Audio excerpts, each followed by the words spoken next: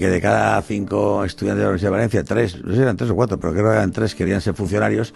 Es decir, de alguna manera demostraba que la universidad y el emprendimiento estaban muy lejanos. Hace 25 años tú le pediste a Juan Roig que fuera el primer director académico de la cátedra, ¿no? ¿Y qué viste para decir, este es el hombre que hace 25 años yo le pido que sea el primer director académico? Le conozco, desde entonces le conozco mucho y lo aprecio mucho y lo valoro más.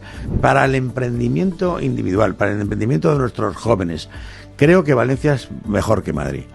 Aquí tiene un contacto personal, como antes hablábamos de la cátedra, que Madrid no va a tener. Que la calidad personal del empresariado valenciano en general es magnífica. Había un jurista, Valle de Goytisolo, que decía que una de las razones fundamentales para saber si algo funciona es el arraigo. Al final, efectivamente, cuando una cosa lleva 25 años como ahora, señal de que funciona, que valía la pena, ¿no? ADN Emprendedor, el podcast de la Cátedra de Cultura Empresarial de la Universitat de Valencia.